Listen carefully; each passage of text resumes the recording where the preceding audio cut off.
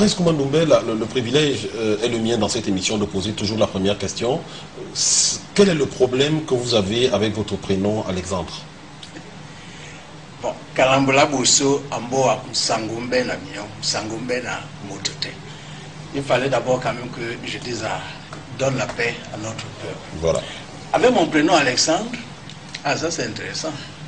Bon, mon prénom c'est le Dinala Mukala. C'est le nom du blanc. Je ne suis pas un blanc. Je suis un noir. Dinala Mukuma Ndoumbe, Nyakuma Mbapabele Badou. C'est ça mon nom. Le problème, c'est que je n'ai jamais entendu qu'un Européen s'appelle Kouma Ndoumbe. Mais les Africains s'appellent Géraldine, Christian. C'est quoi ça? C'est très dangereux lorsqu'on vous enlève votre identité pour vous donner une autre identité. Mais à vous entendre, de là, de partir de là où vous êtes, de ce que vous êtes en train de dire, pour en arriver à dire que vous êtes xénophobe ou raciste, il y a qu'un pas à franchir. Comment, raciste, comment? Je vais vous dire, j'étais à Munich, parce que moi j'ai fait mes études secondaires à Munich. J'avais un ami, vraiment un ami allemand, on s'aimait beaucoup, et quand son enfant est né, il a voulu donner mon nom à son enfant. Koum Ndoumbe. Il l'a fait, il a écrit. Quand c'est arrivé à la mairie, on lui a dit, ça c'est quoi ça? À Munich. On lui a dit, va dans les départements d'ethnologie pour qu'on dise que ça c'est un nom qu'on peut donner à un être humain. Et c'est depuis ce jour-là que j'ai dit que mon prénom Alexandre Zéro, c'est fini. Pourquoi est-ce que vous n'avez pas des Européens qui portent les noms des Africains? Non, mais si, et c'est les Africains qui portent les noms des autres. Quand on t'enlève ton nom pour te donner le nom de quelqu'un d'autre, c'est très grave. Mais Prince Kouma Ndoumbe, il y a bien, on a des exemples hein, comme Nana Mouskouri, il y a bien Nana devant son nom. Nana, ça ne vient pas d'ici. Si, son père a été au Cameroun, Nana Mouskouri. Oui. C'est un exemple, mais peut-être également que le fait de donner un prénom occidental à un Camerounais, c'est le reflet de cet héritage colonial. Est-ce que ça ne fait pas partie enfin de notre Mais moi, culture? je ne me définis pas par rapport à la colonisation. C'est comme on dit que le Cameroun est bilingue. Ça, c'est le problème des gens qui disent ça. Le Cameroun est multilingue. Quand vous vous définissez, c'est par rapport à la colonisation. Que anglais, bon, vous parlez anglais, vous parlez français. Vous avez dit, moi, j'aime bien d'abord saluer mon peuple. Vous avez entendu ça? C'est très grave quand on vous enlève votre personnalité pour vous donner la personnalité de quelqu'un d'autre. À ce moment-là, on vous maîtrise et on vous gère. Et c'est ça le problème des Africains aujourd'hui. Donc, moi, j'honore mes parents qui m'ont donné le nom d'Alexandre. C'était par rapport à... vous savez, c'est un nom qui est connu dans la famille, le prince Alexandre Mangabel, tout ça. Bon, c'est un nom qui est connu, mais je vous ai dit, pour le jour où j'ai commencé à dire que moi, je ne vais plus utiliser. Si mon ami Kugler à Munich avait pu donner mon nom à son enfant et on met ça dans son état civil, je ne pense pas que j'aurais eu cette réaction. Mais vous semblez vous opposer à l'Occident ou à l'occidentalisation, pourtant vous dispensez des enseignements en français, en anglais et en allemand. Pourquoi quand vous allez dans les universités occidentales, vous n'imposez pas de dispenser les savoirs dans votre langue vernaculaire? Mais je n'ai pas besoin d'aller enseigner le Douala à Lyon. Pourquoi? Mon problème c'est que quand je suis à la télévision à Douala, mais posez-moi les questions en Douala. Mon problème, c'est que quand j'enseigne à l'université à Douala, il faut qu'on enseigne en Douala. C'est ça le problème. Quand je suis... Vous enseignez à Yaoundé 1, par exemple. Pourquoi vous n'avez jamais enseigné en Douala? Mais parce que le système ne me permet pas de le faire. Et il faut changer ce système. C'est urgent. Quand j'enseigne à Lyon, j'enseigne en français. J'ai enseigné à Lyon pendant longtemps avant de venir enseigner à Yaoundé 1. Quand je vais chez leurs voisins, les Allemands, à Berlin, quand j'enseigne là-bas, quand j'enseigne les sciences politiques à Berlin, est-ce que j'enseigne ça en français? Est-ce que j'enseigne ça en Douala? J'enseigne ça en allemand, dans leur langue. Quand on t'enlève ta langue, c'est qu'on t'a enlevé ton âme. Et quand on t'a enlevé ton âme, c'est que tu es fini. On t'a fini. Mais je ne dis, ça, comprenez-moi bien, je ne dis pas que je suis contre les autres langues, non. Mais sois d'abord toi-même. Maîtrise d'abord qui tu es. honore tes ancêtres qui t'ont accueilli sur cette terre. Bon, le reste, après, tu peux maintenant t'épanouir. Je m'épanouis, j'écris des livres en allemand, non? J'ai écrit 13 livres en langue allemande. J'ai écrit plus de 30 livres en langue française. Je suis à l'aise, mais je maîtrise bien mon douala natal. C'est de ça qu'il s'agit. Professeur, est-ce que vous essayez de dire que le développement chez nous, le développement par lequel nous courons depuis tant d'années, est voué à l'échec parce que justement notre développement, nous le menons avec la langue, la culture, les habitudes de Ce n'est pas seulement la langue. De toute façon, c'est voué à l'échec. Et je le dis avec fermeté. Tout ce que les Africains ont fait là, c'est voué à l'échec. Tant que nous n'avons pas récupéré nous-mêmes, tant que nous ne sommes pas nous-mêmes, tant que nous ne maîtrisons pas notre pensée. Toi, tu veux faire avec la pensée des autres. Il a conçu sa pensée pour te maîtriser. Et toi, tu es là-dedans. Les diplômes qu'on donne là, vous croyez que ça a une valeur? Je suis professeur d'université de rang magistral.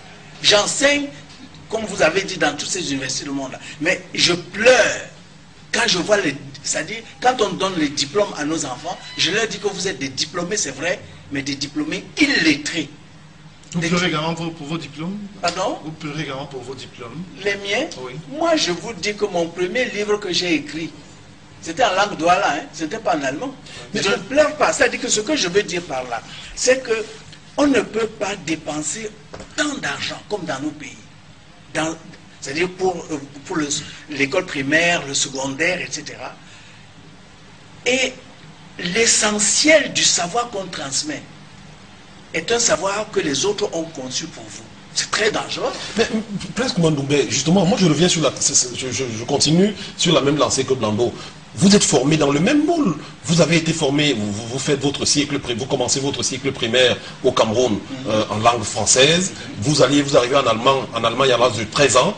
Vous faites tout votre lycée là-bas, tout votre supérieur, tout votre secondaire. Non. J'ai fait juste mon lycée.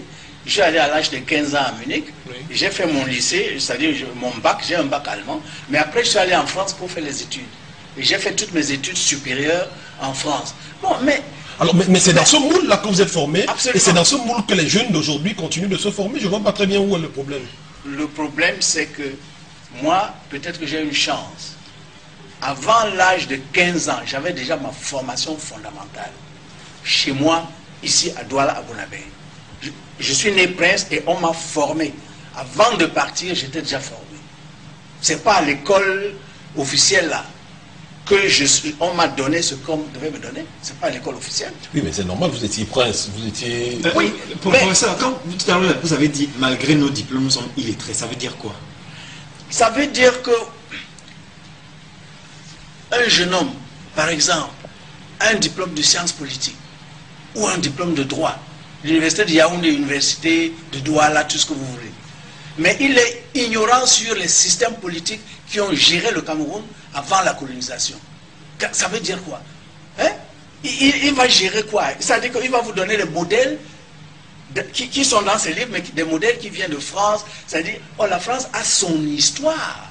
C'est-à-dire son évolution. L'Allemagne a son évolution. Quand toi, tu dis que voici mon diplôme de sciences politiques au Cameroun, et tu ne peux rien dire sur le système politique même, si tu es Douala ou Bassa ou Fulbert, tu ne peux rien dire là-dessus. Mais tu es un illettré et tu es un danger pour ton pays. Oui, mais professeur, vous subodorez parce que quand on fait des études pareilles, il va sans dire que cet étudiant-là a certainement des connaissances sur le système politique qui ont... Pourquoi est-ce que le français ne sait rien sur nos systèmes politiques et que nos jeunes ici, eux, ils savent tout sur le système politique de la France? Mais on devrait être heureux de cela, de cette richesse culturelle, oui, puisque ça fait un enrichissement. On connaît ce qui s'est passé au Cameroun, on connaît ce qui se passe également en France, on est enrichi de tous ces savoirs-là. C'est-à-dire que heureux, c'est si, par exemple, ce monsieur-là, ce juriste ou cet économiste, etc., sait très bien tout ce qui s'est passé chez lui. Et il sait aussi, mais il ne sait pas. Prenez un économiste. Je donne souvent cet exemple. Oui. Yaoundé, Ngaoundé, tout ce que vous voulez. Un économiste camerounais. Il va vous sortir les théories de Keynes, de tous ces gens-là. Et il ne sait même pas. Il ne sait même pas que quand les Blancs sont venus ici, nous avions notre propre monnaie.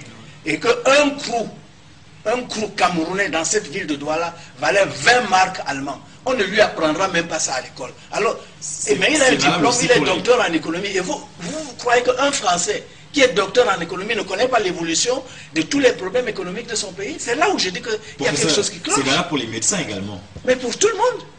Mais un médecin ici, en réalité, on lui apprend ce qu'il faut faire pour prescrire des ordonnances pour qu'on aille acheter ce qui vient de l'extérieur. Mais la médecine, l'Afrique a excellé en médecine. Prenez les plantes médicinales que nous avons ici. J'ai toujours donné cet exemple. Le Cameroun est le pays au monde qui a les 3/4 des plantes médicinales qui existent dans le monde. Il apprend ça quand il fait sa médecine. Ou le pharmacien ici, il apprend ça. Il n'apprend pas. Il apprend ce qu'on fait là-bas. Et alors, ce qu'il fait là-bas, il faut maintenant les machines qui viennent de là-bas pour que ces machines, on ne les fabrique pas. C'est-à-dire que si on ne base pas la science, c'est-à-dire que le savoir d'un pays, l'héritage scientifique d'un pays, si vous ne basez pas ça pour faire tout le reste, vous n'irez nulle part. Et je rappelle qu'en 2011, et c'est scandaleux, 80% des livres scolaires, pour ne pas dire des livres tout court, sont importés. Vous croyez que ces gens-là, ces livres-là, c'est pour vous? Prenez le théorème de Pythagore, n'est-ce pas? Nous tous, on a appris ça à l'école. Le théorème de Pythagore, le théorème de Thalès. Quel mensonge! Est-ce que c'est Thalès? Est-ce que c'est Pythagore? Ce sont des gens qui sont venus en Afrique. Dites-nous ça, expliquez-nous ça. Mais oui, ce sont des gens qui sont venus en Afrique et qui ont appris pendant plus de 30 ans, pour certains, qui ont appris, comme nous, aujourd'hui, on envoie nos enfants faire les études aux États-Unis, en France, etc. À l'époque, c'est eux qui envoyaient leurs enfants ici. Pythagore et Thalès sont venus ici, ils ont appris des choses que nous, on appliquait depuis 3000 ans. Et maintenant, l'enfant camerounais, lui, il va apprendre que le théorème de Pythagore. Mais quand même, il faut arrêter ces bêtises. Et moi, je le dis en tant qu'homme de sciences, professeur de rang magistral, il faut arrêter ça, et urgemment.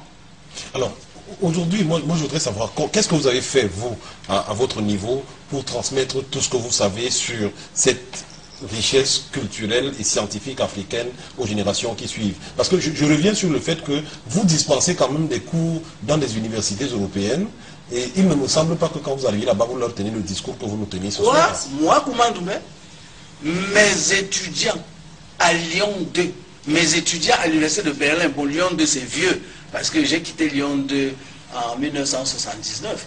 Hein, c'est en 1979 que j'ai quitté Lyon 2 pour intégrer l'université de Yaoundé 1. À l'époque, c'était l'université de Yaoundé tout court. Bon, mais j'ai quand même enseigné pendant 10 ans à l'université de Berlin. Mes étudiants à l'université de Berlin, je vous assure, on peut dire que ceux qui ont brillé sont, entre guillemets, plus africains que des Africains, pour rire un peu.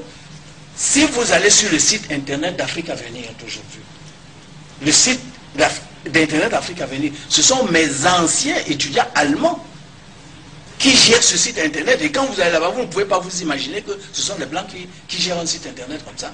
Donc, pour moi, le problème n'est même pas, il ne s'agit pas de l'Afrique en tant que telle. Il s'agit de la vérité scientifique. Et il s'agit, si vous voulez, d'un déclic qu'il faut pour l'humanité.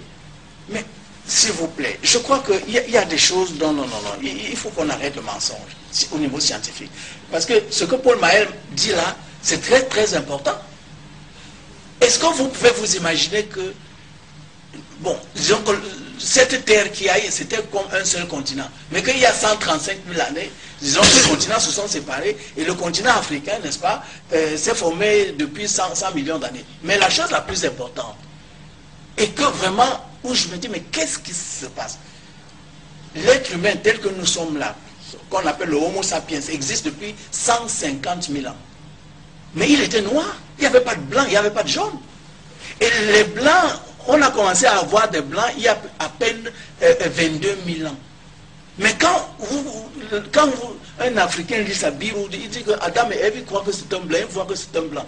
Oh, l'humanité entière était noire jusqu'à il y a à peine 30 000 ans, 22 000 ans. Mais est-ce qu'on apprend ça? Vous apprenez ça dans vos écoles? Votre problème, c'est quoi? Votre problème avec les races, c'est quoi? Parce que c'est pas un problème de race. Il paraît presque dans les prochaines années également, l'humanité sera toute bleue. bleu, je ne sais pas, je ne connais pas cette théorie-là. Mais le problème, c'était le problème des migrations. Oui. Puisque, si vous voulez, c'est l'Afrique qui avait le climat qui permettait à l'être humain d'être vivant. Bon, et dans les autres, c'était les glaces. On ne pouvait pas vivre là-bas. Donc, ce n'est pas les migrations que les couleurs de peau ont changé. Bon, il y a des théoriciens, c'est-à-dire qui travaillent là-dessus. Mon problème n'est pas un problème de race. Mon problème, c'est un problème de falsification de l'histoire. Et que cette falsification de l'histoire est enseignée. Et moi, je dis non. Nos présidents de la République, dans les pays africains, doivent prendre leurs responsabilités. Parce que c'est ce que j'appelle, moi, il faut qu'on arrête le génocide intellectuel. Mais la faute également aux professeurs d'université, parce que si le travail n'est pas bien fait à la base avec les élèves, on suppose quand même qu'à l'université, les enseignants de rang magistral comme vous vont procéder à la reconstruction des consciences. Cela pourrait se faire. Est-ce que vous le dites à vos collègues enseignants qu'à l'université, qu'il y ait ce discours et que la reconstruction s'opère? Bon, d'abord, je crois que bon, ce que moi je dis là, je le dis dans mes cours tous les jours, hein, oui. Que ce soit à Yaoundé, à Berlin ou n'importe où, parce que, encore une fois, ce n'est pas un problème de l'Afrique, c'est un problème de l'humanité entière, qu'il faut arrêter cette falsification pour qu'on voit comment, c'est-à-dire on peut redémarrer.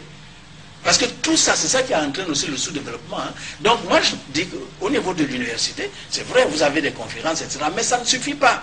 Ça ne suffit pas que Cheikh Anta Diop à Dakar ait fait telle ou telle découverte. Ça ne suffit pas que moi, ici, il faut que les hommes politiques, les présidents de la République des pays africains, prennent conscience que, mais on nous a fourvoyés.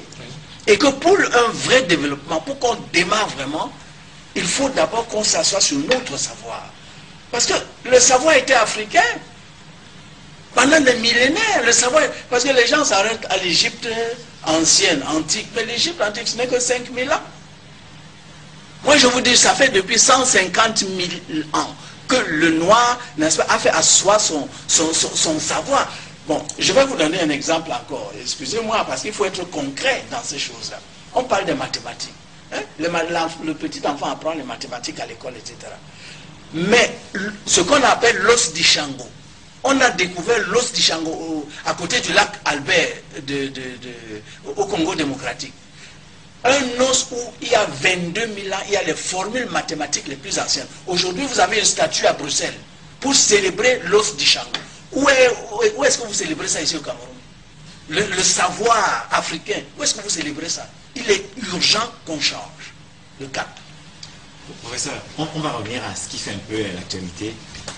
Voici votre tout dernier livre. On va le finir. Qui s'appelle 50 ans déjà, quand ce sera enfin votre indépendance là. Est-ce que ce livre, vous le vouliez un peu comme le son de cloche nationaliste, panafricaniste, pendant les célébrations de cinquantenaire? Un son de cloche qu'on n'a pas beaucoup entendu. Hein. Mais ce n'est pas une histoire de son de cloche. Est-ce que vous êtes indépendant? Au Cameroun, au Gabon, en Côte d'Ivoire, est-ce que vous êtes indépendant? On a célébré les indépendances. Mais nous avons... On célèbre n'importe quoi. Pourquoi vous n'avez pas dit quand ce sera votre dépendance là? Non, quand ce sera votre indépendance là. Ce n'est pas une indépendance. Cette indépendance là que De Gaulle a donnée là. C'est pas pour ça que les Oumyobé sont morts. C'est pas pour cette indépendance que les Oumyobé sont morts. C'est pas pour cette indépendance que les Wandji ont été pendus. C'est quelle indépendance? La souveraineté des peuples africains. Pour que l'Afrique soit assise sur son savoir.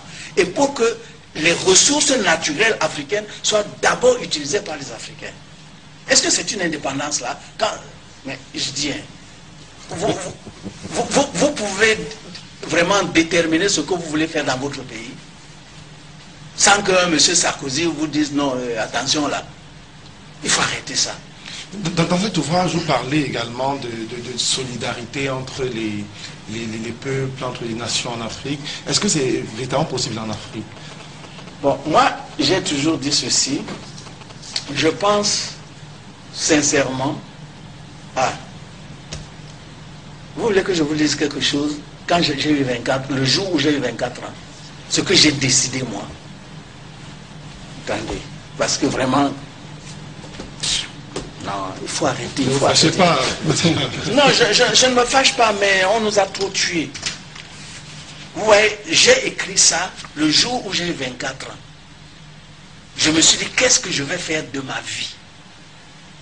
Moi, mais qu'est-ce que je vais faire de ma vie à l'âge de 24 ans? Je n'étais pas ici, j'étais à Lyon, en France. Et j'ai dit ceci, parce que vous parlez de l'Afrique. Pour moi, je confonds le sens de ma vie au sort de l'Afrique. À cette personnalité que je voudrais ajouter à l'humanité. J'ai peur que cela ne soit une confusion réelle et peut-être une excuse qui m'éviterait une réflexion profonde. Et pourtant, je ne peux jusqu'à l'heure actuelle attribuer un autre sens à ma vie que celui qui mène à la libération totale de tout le peuple africain, au respect de la dignité de l'homme noir et par tout ce processus à un apport personnel à l'humanité. Et quand je dis libération totale, ça veut dire aussi unité, unification de l'Afrique. C'est pour ça que moi je lance un appel, encore une fois, au président de la République du Cameroun et au président de la République des autres pays de ce continent. S'il vous plaît, créez un ministère chargé de l'unification de l'Afrique et de l'intégration sous-régionale. Ça veut dire que tout le combat qui est mené dans le cadre aujourd'hui, par exemple, de l'Union africaine, vous le bottez en touche. Mais l'Union africaine a beaucoup de problèmes. C'est le combat de l'Union africaine. Disons que c'est le combat depuis les pères comme Kwame Nkrumah, Haïlé Sélassié d'Éthiopie. C'est ça en réalité, mais nous n'avons pas réussi, vous savez, parce que les autres n'ont pas intérêt à ce que l'Afrique s'unisse. Ça soyez-en sûrs. Hein? Les autres ne veulent pas que l'Afrique s'unisse. Parce que le jour où l'Afrique va s'unir, nous sommes déjà aujourd'hui, en 2011, nous sommes plus d'1 milliard. Imaginez-vous ce milliard d'Africains maintenant avec un gouvernement fédéral ou central. Mais les autres vont encore pouvoir faire comment? Pour pouvoir venir et prendre ce qu'ils veulent quand ils veulent. C'est ça. C'est ça l'enjeu. Et vraiment, moi, quand vous observez, comme c'est l'an dernier, que l'Union africaine montre une vraie réticence à suivre le temps dans son expédition en Libye, est-ce que pour vous c'est un espoir ou alors simplement un syndicat de chefs d'État qui vient au secours de l'un d'entre eux en difficulté? Vous savez, non. Il faut lire l'histoire. En 1884, les Européens se sont réunis à Berlin. En réalité, il s'agissait de quoi? Ils disaient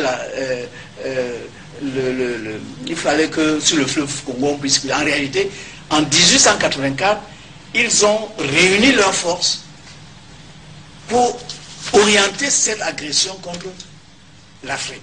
Parce qu'ils se sont dit, si chacun va en rang dispersé, ils ne vont jamais maîtriser l'Afrique. Or, ils ont besoin de toutes ces matières premières africaines-là. Aujourd'hui, qu'est-ce qu'on fait en Libye? Ce qui est bizarre, c'est que c'est encore à Berlin que l'OTAN s'est réuni pour encore unifier leurs forces, pour agresser. Mais c'est scandaleux. Ils nous parlent de liberté. Vous avez depuis quand est-ce que les Européens se sont souciés du sort des Africains pour venir sauver les Africains? Donc quand il faut qu'on décrypte le langage. En 1884, ils disaient que c'est pour nous apporter la civilisation. C'est pas ce qu'on disait. Ils nous ont apporté la civilisation jusqu'aujourd'hui. Ils nous ont déviés de nous-mêmes. Et aujourd'hui, il s'agit de prendre nos ressources, quelles que soient. C'est ça qu'on fait en Libye. Il faut absolument qu'ils maîtrisent, parce que, vous savez, il faut que les Africains sachent lire ce qui est en train de se passer.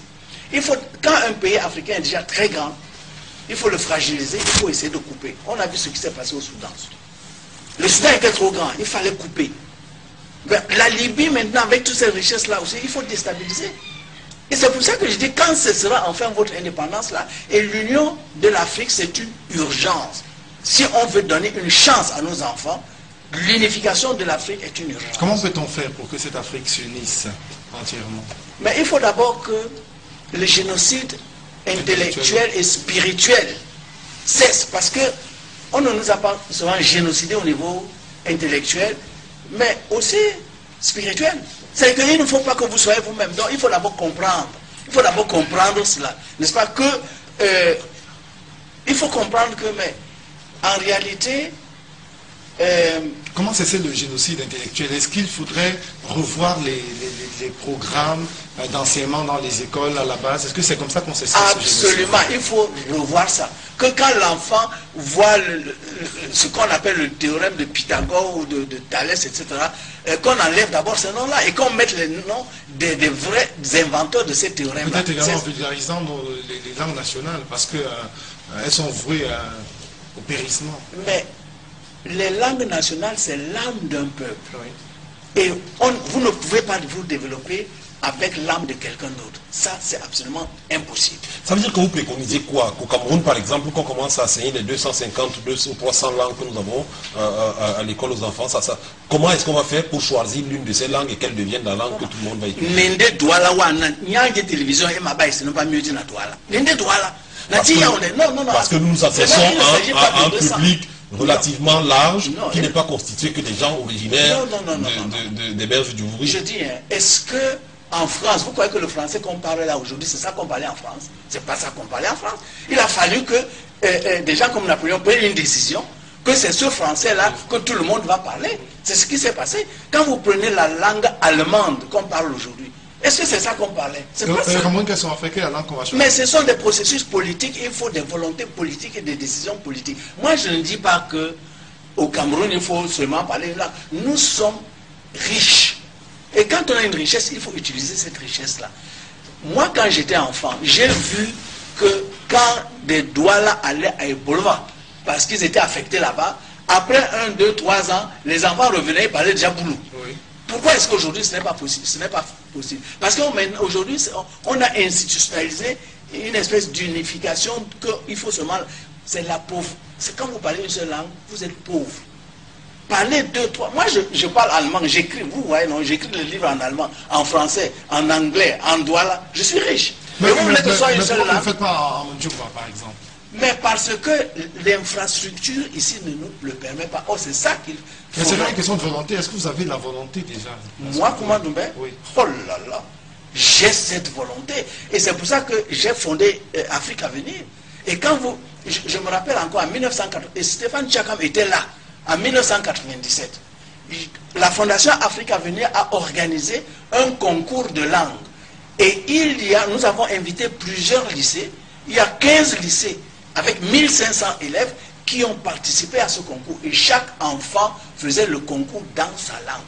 Tu es Fulbé, tu faisais le concours en Fulbé. Tu es Mendjoumba, tu es Djang, tu faisais ton concours en Yemba. Nous l'avons fait. Bon, mais moi avec mes petits moyens de bord. Et vous savez qui m'avait aidé pour faire ça? Non. Le ministère de l'Éducation de l'Autriche à Vienne.